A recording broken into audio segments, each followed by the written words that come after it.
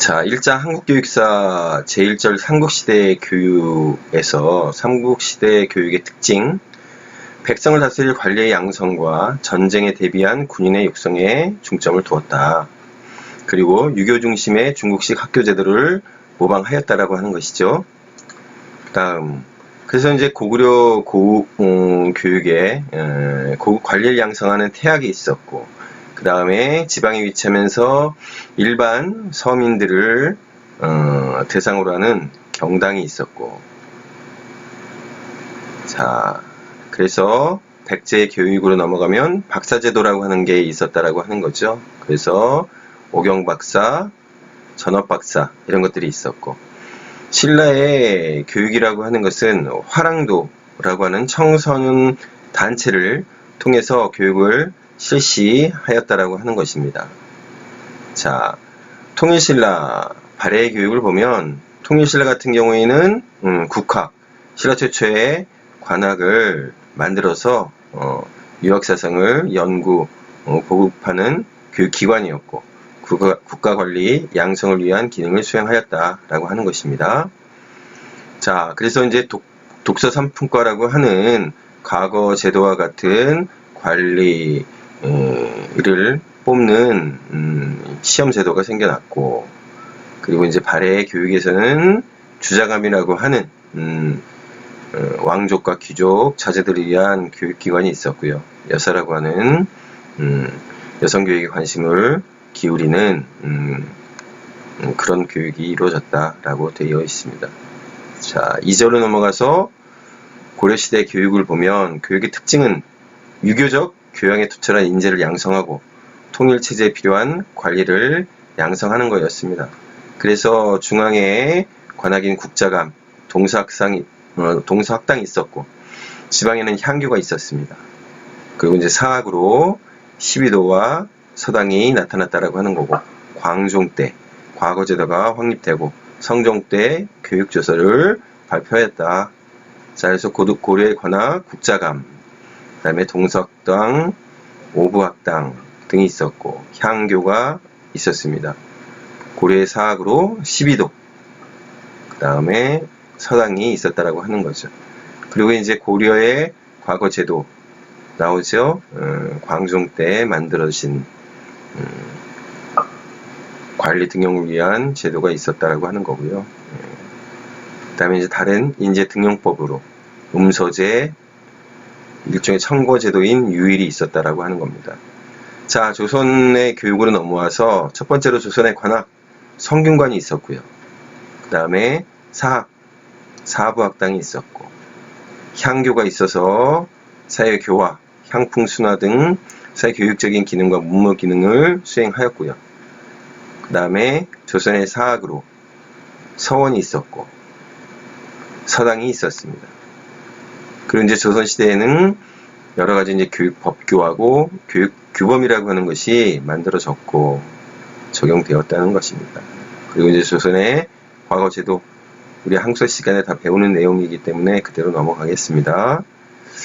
자, 그래서 조선의 이제 교육 사상을 보면 권근의 경우에는 바로 이 소학 공부를 중요시했다라고 하는 것이고, 입학도설이라고 하는 책을 썼는데 한국 최초의 시청각 교재였다라고 하는 거죠.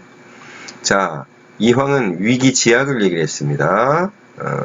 이 기자라고 하는 것은 자기를 갖다가 의미하는 건데 바로 스스로를 잘 닦고 수양해야 한다라고 하는 의미입니다. 이황 같은 경우에는 경을 중시했죠. 그래서 인간의 의지와 욕망을 초월하여 존재하는 천리를 인정하고 그것을 따라 살고자 할 때 인간이 갖게 되는 정신과 태도인데 바로 이러한 경을 유지한다 라고 하는 거경을 중시했고요. 그래서 구체적인 실천 방법으로 주일무적, 정제엄숙, 상성성을 얘기했다라고 하는 겁니다. 그리고 국리를 강조를 했어요. 그래서 사물의 도리를 하나하나 밝혀내고 여기에 일관하는 천리, 만물의 이치를 터득하는 국리를 강조했다라고 하는 것입니다. 자, 이의가 있는데요. 이의는 성을 강조했습니다. 하늘의 도리이자 성인의 경지에 도달하기 위한 진실하고 정성스러우며 성실한 마음과 노력, 이렇게 얘기를 하죠. 그래서 이 같은 경우에는 교육의 목적을 어디에 두었느냐? 성인이 되는 것. 그래서 오륜과 오상의 도를 행하는 것이라고 보았고, 현실적이고 실천적인 경장을 중요시했다라고 하는 겁니다. 다음으로 이제 실학인데요. 실학의 경우에는 등장 배경을 보죠. 임진왜란, 병자호란 등으로 피폐해진 현실에 대한 자각과 사회개혁의 필요와 관심 때문에 대두가 되었고, 그래서 성리학 중심의 세계관에 대해서 비판을 하면서 청으로부터 양명학, 훈고학 등의 학문과 함께 서양문물이 유입되면서 실학에 이제 등장하게 되었다라고 하는 겁니다. 그래서 특징을 보면 조선 후기 사회체제의 모순을 극복하고 새로운 사회질서와 국가질서를 확립하려고 하였고, 일반 생활에 현실적으로 기여할 수 있는 농업개혁을 강조하는 경제치용, 공업개혁, 중상주의를 강조한 이용우생, 그 다음에 사실에 입각한 고증학적인 학문 연구 경향인 실사구시, 이런 것들을 강조했다라고 하는 겁니다. 그래서 교육사적 의의로 보면 교육의 기회 균등을 강조했다라고 하는 거고요. 공교육의 강화와 단계적인 학제 개편을 주장했습니다. 주체성이 있는 역사의식을 강조하고 실용적 실증 정신을 중시했습니다. 그러면서 교육제도의 쇄신과 과거제도의 개선을 강조하였죠. 그래서 특징은 뭐냐면 앞서 이제 나온 내용인데요. 교육기회를 개방하고 민족 지향적 교육의식을 함양하고 무신론적 교육관을 강조하고 그 다음에 학교제도의 개혁을 강조했다라고 하는 겁니다. 그래서 이제 사상가들이 있는데요. 유영원 교육기회의 균등을 통한 덕행인과 능력인 양성을 목표로 했고 공고제로를 주장하였습니다. 자, 이익의 경우에는 국가에 필요한 인재 양성을 강조하고 주체성 있는 역사 의식이 필요하다. 그러면서 과거제 개혁을 주장하면서 공부 방법으로 일신전공, 서독지리, 취진공부, 지지를 주장하였습니다. 세 번째로 홍대용이 있죠. 역시나 교육기회 균등을 강조를 했고요. 의무교육제도로서 초등교육은 누구나 다 받을 수 있도록 해야 된다. 자, 네 번째 정약용입니다. 수기와 위천하인을 통해서 사회적 자아실현, 즉 위인지약을 이루려 하였다. 앞서 봤지만 이황 같은 경우에는 위기지약이었습니다. 정약용이 얘기하는 위인이라고 하는 것은 타인을 위한다라고 하는 것이죠. 다른 사람을 위한 공부가 되어야 된다. 그래서 교육 내용으로 보면 덕행과 경술과 문예를 강조를 했어요. 또 국학을 교육 내용으로 해서 가르칠 것을 강조하였고 오학론, 즉 성리학, 훈고학, 문장학, 과거학, 수술수학 등 당시 학문적 경영에 대해서 비판을 하였습니다. 또한 이제 불가 독서를 얘기를 했는데요. 천자문이나 사략, 통감 조료를 읽혀서는 안 된다라고 얘기를 했고, 그래서 목민심서에 흥학조라고 하는 교육개혁원을 실기도 하였습니다. 자, 최양기 같은 경우에는 인간은 경험에 의한 지식, 실용성 있는 지식의 확충을 위하여 끊임없이 노력해야 한다. 이렇게 주장을 하였습니다. 자, 근대 교육으로 넘어와서요. 근대 교육의 시작, 그래서 교육기회의 보편화, 교육의 세속화, 다양한 교육론의 제시, 이런 것들이 바로 이제 근대 교육의 시작을 알리는 내용들입니다. 그래서 근대 학교들이 이제 만들어지기 시작하는데 그 특징을 보면 사학이 크게 이제 공헌을 하게 되고요. 초등학교 의무화에 공헌을 하게 되고 교육의 기회균등과 민주화에 공헌을 하였습니다. 또 학제의 기본적인 틀을 마련할 수 있게 되었고 근대 관학 같은 경우에는 외국어, 실업, 교원 양성 교육에 치중하였다는 특징이 있습니다. 그래서 여러 근대 학교들이 만들어지고 가보개혁기에도 학교 제도라고 하는 것이 세워져서 소학교, 중학교, 한성사범학교, 그 밖에 이제 여러 학교들이 만들어지게 됩니다. 또 이제 선교사에 의한 기독교계의 사학이죠. 근대 학교들이 만들어지고, 그리고 이제 우리나라 사람들이 세운 여러 민간의 근대 학교들이 만들어집니다. 갑오개혁이라고 하는 것이 이제 1894년에 있게 되는데요. 그래서 바로 이제 이 갑오개혁이라고 하는 것은 교육에 이제 큰 영향을 끼치게 돼서 학무하문이 이제 설치가 되고, 그래서 국민교육 확대를 강조하면서 전고국을 설치를 해서 인재를 과거제 폐지를 통해서 차등하지 않는 차등이 없는 인재 등용을 천명하게 됩니다. 그리고 이제 1895년에 교육입구조서라고 하는 것이 만들어지는데, 여기서는 이제 교육이야말로 국가보존의 근본이다. 그래서 교육의 3대 강령으로 덕육, 체육, 지육을 제시하고 실용적 교육의 보급을 강조하게 됩니다.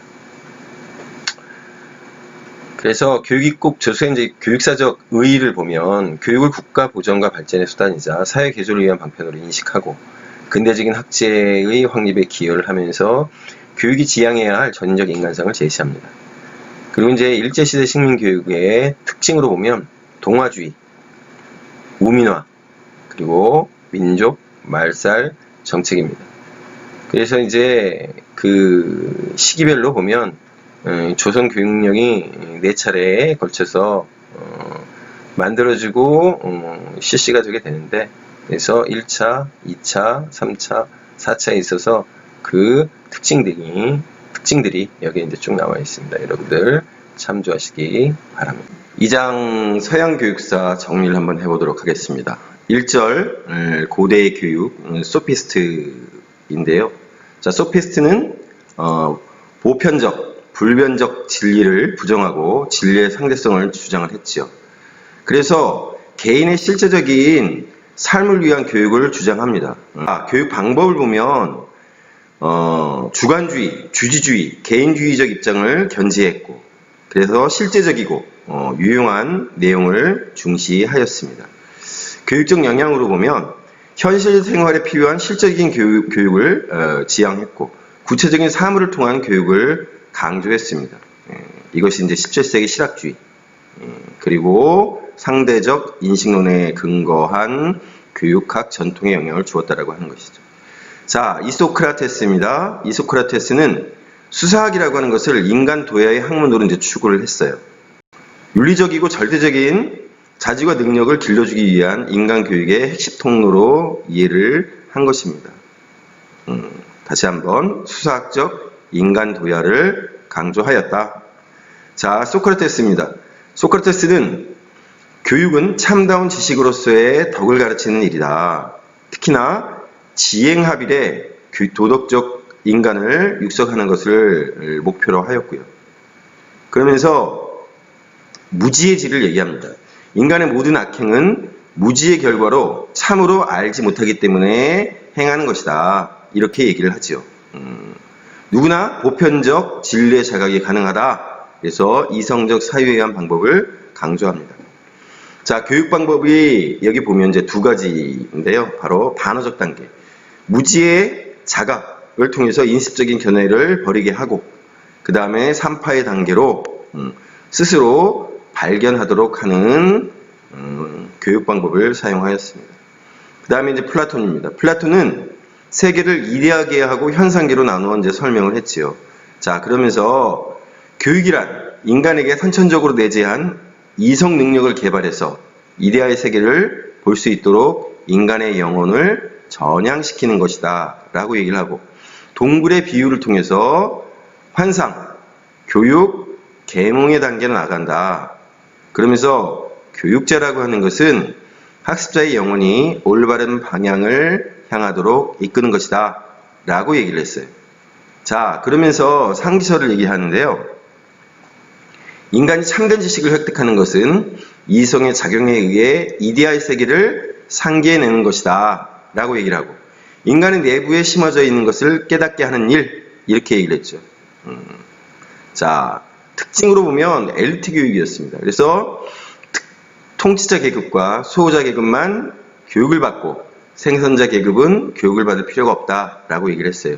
즉 참된 지식을 인식할 수 있는 능력은 소수의 사람에게만 국한된다 이렇게 얘기를 했죠. 여성 교육에 대해서도 긍정적인 입장이었고 아카데미아를 세워서 산술, 기하, 천문학 등을 가르치고 철학을 가르쳤습니다. 자, 네 번째는 아리스토텔레스입니다. 교육의 목적에 대해서 이렇게 얘기합니다. 개인의 완성, 교양을 갖춘 자연의 양성에 이제 초점을 두면서 행복이란 이성과 중용의 덕을 갖출 때 가능하다. 그래서 이성적 존재로 완전한 발달을 이루는 것이 행복한 삶, 만족한 삶의 조건이다. 이렇게 얘기를 했죠. 그래서 이제 교육 이론으로 이제 덕성 교육을 얘기를 하는데요. 덕이란 인간의 고유한 기능인 이성이 탁월하게 발휘되는 상태. 그러면서 덕에 대해 알고 그를 실천하고자 하는 지속적인 노력을 통해 후천적으로 형성되는 것이다. 이렇게 얘기를 하고 아는 것을 실천할 수 있는 의지의 역할을 강조합니다. 그래서 의지는 감정에서 생기므로 감정을 발달시키는 일이 중요하다. 주의적 입장이었습니다. 그래서 교육에 있어서 본성, 습관, 이성의 조화의 필요성을 강조합니다. 자, 교육의 방법으로 구체적인 사물을 통해 객관적으로 인식하고자 귀납적 방법을 활용을 하고 신체적 이후에 습관이 형성되고 그리고 이성의 도야 이러한 제 순으로 발달을 한다라고 얘기를 하였죠. 자, 특징을 보면 모든 인간은 이성적 동물로서 교육의 대상이 될 수 있다. 그러면서 교육의 대상을 확장시키게 됩니다. 리케이온이라고 하는 대학을 세웠고요. 2절 제정로마의 교육인데요. 먼저 이제 제정로마 이전에 공화정 시대의 로마 교육은 가정을 중시했고 애국심이 강하고 법률을 준수하는 국가에 유용한 시민 양성이 목적이었습니다. 제정시대의 로마 교육의 경우에는 관학제도와 장학제도를 갖다가 확립을 해서 국가와 사회에 봉사할 수 있는 지적인 인간, 교양 있고 유능한 웅변가를 양성하는 것을 교육의 목표로 삼았습니다. 그래서 이제 교육의 내용을 보면 초등학교, 중등학교, 문법학교, 그다음에 고등교육으로 수사학교, 철학학교가 있었습니다. 대표적인 학자는 이제 키케로가 있었는데요. 키케로는 이성의 실현을 통해서 덕을 갖추고 행복한 생활을 할 수 있도록 하는 것이 교육의 목적이다. 사물과 인간에 관한 철학적 지식과 교양을 가진 인문주의적 웅변가를 육성하는 것이 교육의 실질적인 목적이다. 이렇게 얘기를 했죠. 자, 중세로 넘어와서 중세는 이제 기독교 중심의 교육이었습니다. 그래서 교회 학교들이 세워지는데 제일 아랫 단계가 이제 문답학교, 두 번째가 고급 문답학교, 그다음에 본선학교, 그다음에 수도원학교 이렇게 학교들이 있었습니다. 이때 당시 이제 대표적인 일종의 이제 학문 연구 그룹이 바로 이제 스콜라 철학입니다. 스콜라 철학. 그래서 신앙의 정당성을 지지하기 위해서 이선적 능력의 개발과 기독교적 지식을 체결했습니다. 그 말하자면 스콜라 철학은 이전에 믿음, 신에 대한 믿음만으로 인간의 구원이 가능하다. 신에 다가갈 수 있다라고 했던 것에서 바로 이 신앙의 정당성이라고 하는 것을 이성에서도 찾을 수 있다라고 얘기를 한 거예요.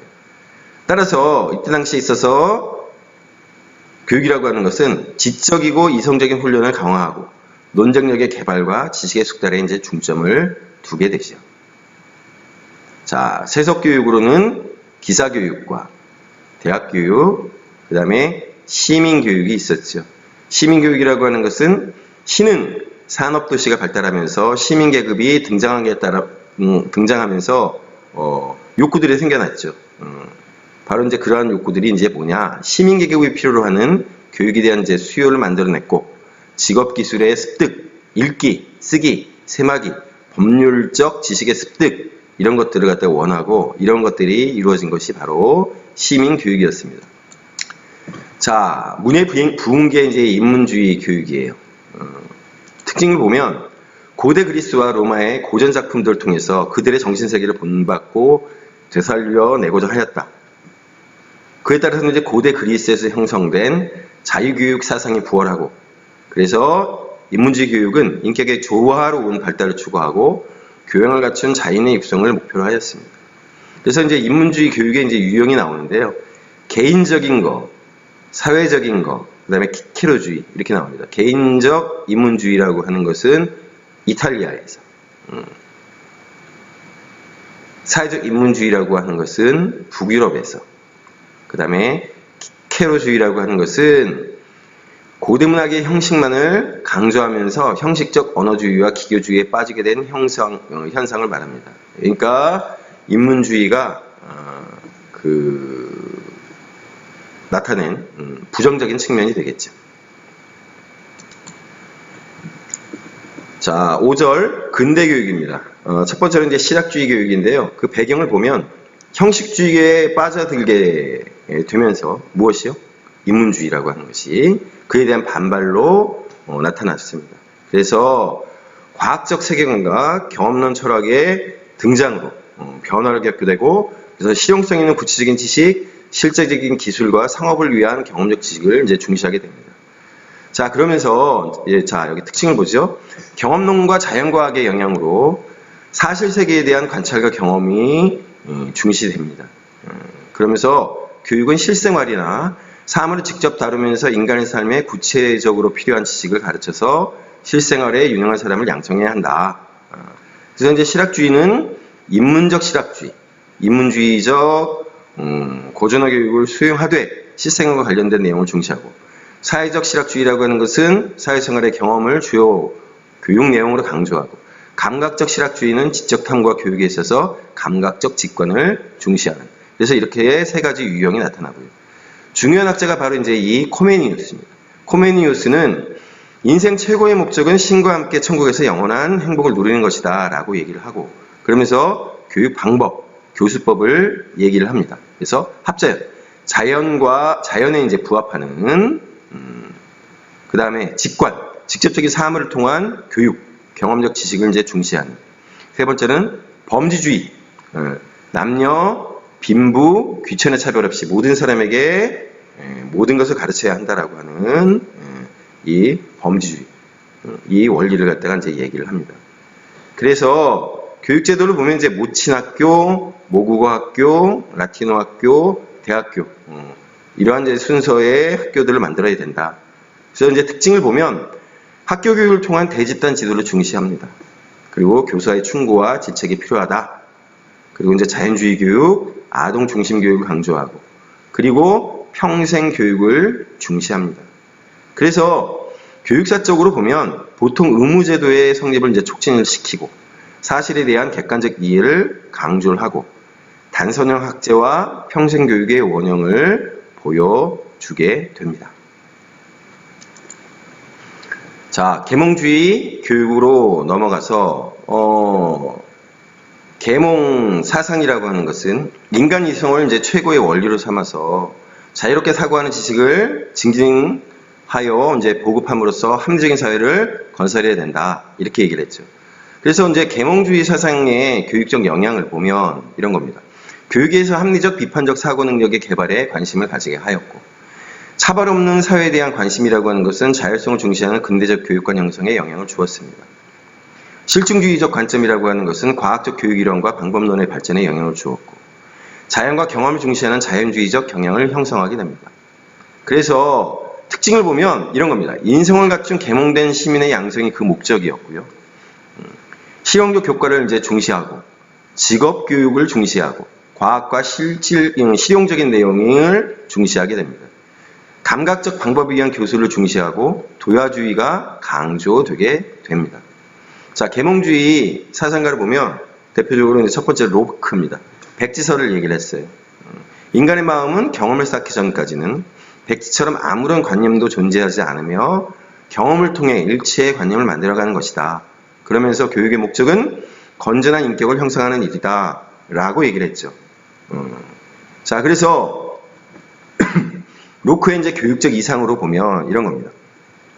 아버지를 통한 자녀 교육을 강조하고요. 교양과 스포츠를 통한 교육, 노동을 통한 교육, 여행을 통한 교육을 강조합니다. 두 번째로 이제 루소의 자연주의 교육입니다. 자연주의라고 하는 것은 인간의 인위적 간섭이 가해지지 않은 자연이 인위적인 문화 혹은 문명보다 완전하고 우월하다라는 것이죠. 그래서 타고난 천성을 보존하고 발달시키는 교육이 진정한 교육이다. 이렇게 얘기를 하죠. 그래서 자연주의 교육의 특징을 보면 첫 번째로 이제 아동 중심 교육입니다. 인간의 자연성을 존중하는 교육이에요. 두 번째로 이제 소극적인 교육입니다. 인위적인 개입을 최소화하는 거죠. 자, 세 번째로 개인주의 교육입니다. 교육의 궁극적인 목적이라고 하는 것은 사회인보다 개인, 즉 자연인을 만드는 교육이라고 얘기를 하죠. 그래서 루소가 얘기하는 교육의 인간성은 고상한 야만인, 도시 속의 미개인, 문명사회 속에 살아가는 자연인이다 이렇게 얘기를 해요. 그러면서 자연으로 돌아가라 이렇게 얘기를 하는 것이죠. 그래서 자연성을 보존하면서 도덕적 양심에 따른 자유를 실천해갈 수 있는 사람, 자연성과 사회성의 조화로운 교육이 바로 루소가 주장하는 교육이 되겠습니다. 그래서 교육의 4단계, 유년기, 아동기, 소년기, 청년기 4단계를 거치게 된다. 그래서 이제 교육의 역할, 아까 이제 소극적 교육을 얘기했었잖아요. 교사의 역할은 안내자, 조력자, 보호자예요. 소극적 교류의 역할을 담당하면 된다. 이렇게 얘기했고요. 자, 범해주의입니다. 18세기에서 19세기 초까지 이제 독일 스위스를 중심으로 해서 루소의 교육 사상을 실천한 교육 개혁 운동이에요. 계몽 사상이 이제 사회 동포주의적 관점을 견제하고 대표적인 사람이 바지도우입니다. 범해 학계를 세워서 여기서 이제 어떤 것을 실천하느냐, 실제 생활상의 기능을 갖다가 이제 중시하면서 사회 현실에 관련된 학습의 필요성을 강조합니다. 교육 방법은 직관적이고 자기활동적이고 유의적인 것입니다. 자유를 존중하면서도 극단에 흐르지 않고 신뢰에 기초한 복종심을 형성하는 데 관심을 두었고요. 짤지만의 경우에는 교육의 성패가 교사한테 있다. 그러면서 교사의 자질을 강조하게 됩니다. 자, 합리주의 교육인데요. 이성의 자유를 속박하는 기존의 권위를 제거하고자 하는 사상이고, 볼프의 능력, 심력에 기초한 형식 도야서를 적용해서 학습에 있어서 전위 효과를 중시합니다. 대표적인 학자가 칸트입니다. 그래서 자연에 따르는 교육. 칸트도 루소의 영향을 받았다고 얘기했죠. 그래서 루소가 얘기하는 자연에 따르는 교육을 강조하는데, 무엇보다도 교육이란 인간을 인간답게 만드는 것이고 현실적 존재를 당위적 존재로 변화시키는 일, 그래서 도덕 준칙을 강조를 하지요. 교육은 완전한 인간성의 실현을 목적으로 해야 되고 국가가 통제하는 교육체제를 반대하면서 19세기 개발주의 사상의 토대를 형성하게 됩니다. 자, 세 번째 신인문주의 교육입니다. 특징으로 보면 19세기 초부터 이제 독일을 중심으로 전개되었고 문예서조상의 낭만주의와 관련이 깊다. 그래서 이 신인문주의라고 하는 것은 18세기 계몽주의의 지나친 합리주의, 주지주의, 공리주의, 개인주의적 경향의 이제 반동으로 나타났고 지정의의 전면에 걸쳐서 인간성의 원만한 발달을 실현시키려는 사상이었습니다. 어쨌든 인간의 조화로운 발전을 추구하고 개인의 개성, 역사, 민족의 특수성을 강조하고 사회와 역사와 문화 전통의 중요성을 강조한다는 공통점이 있습니다. 자, 신인문주의에 들어가는 내용으로 살펴보면 첫 번째로 이제 개발주의가 있습니다. 개발주의라고 하는 것은 루소의 영향을 받았고 교육과정이나 교육 방법을 인간 발달의 법칙에 합치시키려는 교육개혁 운동이었어요. 그래서 아동의 내부로부터의 발달을 조성하려고 하였고 활동 중심의 교육과정을 중시하고 아동의 흥미를 존중하고 창작 활동을 강조하였습니다. 그래서 개발주의 교육 사상으로 보면 이제 아동 중심이었기 때문에 아동의 본성과 심리에 적합한 교육할 것을 강조하고 아동의 흥미와 노력에 관심을 기울여야 한다. 그리고 자연주의 원리를 개성하였습니다. 교육 사상가를 보면 페스탈로치가 있죠. 세 가지 단층이 있다라고 하는 겁니다. 자연적 상태의 인간, 사회적 상태의 인간, 도덕적 상태의 인간. 그래서 교육 목적으로 보면 바로 세 번째 있는 도덕적 상태의 인간. 인간을 도덕적 상태의 인간으로 변화시키고 각성시키는 것이 이제 교육의 목적인 거예요. 그리고 이제 1차적으로 지적이고 신체적이고 도덕적인 면을 조화 있게 발달시키는 교육의 2차적 목적은 사회개혁을 이러한 두 가지 교육 목적을 제시하였습니다. 그러면서 이제 교육 방법의 원리로 자기 창조, 조화, 교도, 도야, 기초도야, 직관, 그리고 개인과 사회협동, 친근성 이렇게 원리들을 제시를 했어요. 그러면서 직관교육과 노작교육을 제시합니다. 직관교육. 관찰이 모든 교수의 토대가 되어야 한다. 그러면서 실물교수의 방법을 이용해서 강의보다 감각적 경험을 통해 학습해야 된다라고 얘기했고요. 노작교육.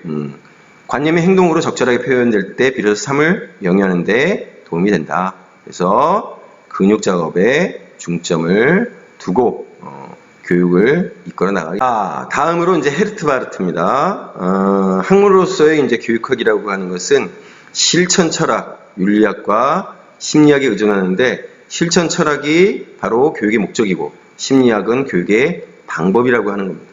교육의 목적을 도덕적 함양에 두었어요.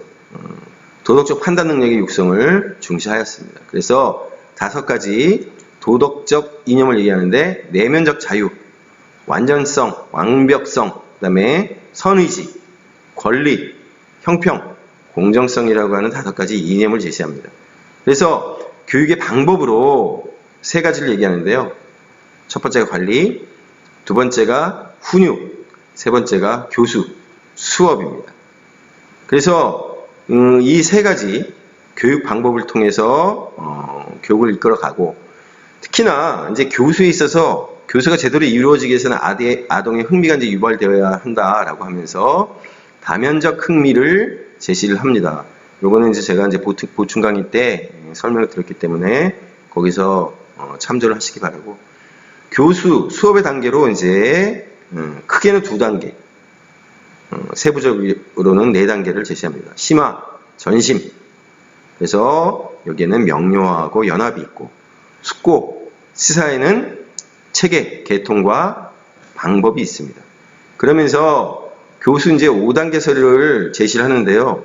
사실은 이제 이 헤르바르트가 아니라 그의 제자였던 라인이 제시하는 겁니다. 그래서 준비하고 제시를 한 다음에 비교 및 추상을 하고 그리고 일반을 시켜서 적용을 한다라고 하는 겁니다.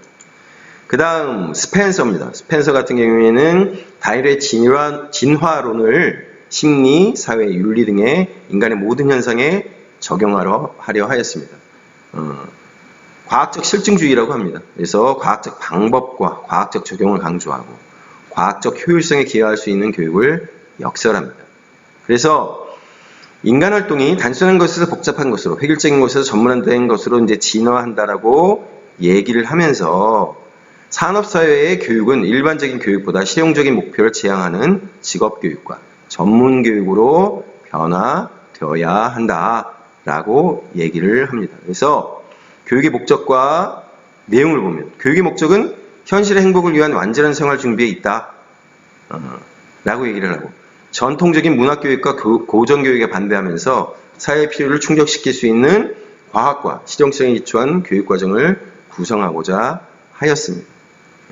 그래서 인간의 생존과 진보에 도움이 되고 현실생활의 필수적인 활동들을 우선순위에 따라서 분류하고 배열했습니다. 그래서 첫 번째가 생리학과 유생학, 두 번째가 논리학, 수학, 화학, 천문학, 지질학, 생물학, 사회학, 세 번째가 가사, 육아법, 심리학, 네 번째가 역사, 국민, 문학, 미술, 회화가 마지막입니다. 그래서 진화론을 교육의 영역에 도입해서 과학화되고 산업화된 사회에 적합한 교육제도를 확립하려고 이제 노력을 하였고 교육의 이론과 실제에 있어서 사회학적 기초를 마련하게 됩니다. 자, 마지막으로 국가주의 교육사상입니다. 교육을 국가의 존속을 위해 국민의 역량을 키우고 결집시키는 효과적인 수단이라고 봤어요. 그래서 공교육제도와 의무교육제도 등 교육을 국가가 관리하는 체제의 발달을 가져오는 이론적 근거를 마련하는 것이 국가주의 교육 사상입니다. 자기 나라의 언어와 문화, 역사와 지리 등을 중요한 교육 내용으로 하였죠. 대표적인 사람이 이제 콩도르세입니다. 그래서 프랑스 공교육의 성립에 큰 영향을 주었고요. 남녀에게 동등한 교육 기회를 제공할 것을 계획하였고, 무상교육을 주장합니다. 그 다음에 이제 피이테입니다. 민족 국가만이 개인과 가족의 자유와 권리를 수호할 수 있다라고 하면서 독일 국민에게 고함이라고 하는 일종의 강연을 통해서 민족 공동체 의식의 개발, 도덕적 정서의 함양, 개인주의적 경쟁을 지향, 민족 전체의 유기체 형성의 강화 등을 주장을 하면서 애국적인 독일인 양성을 강조합니다.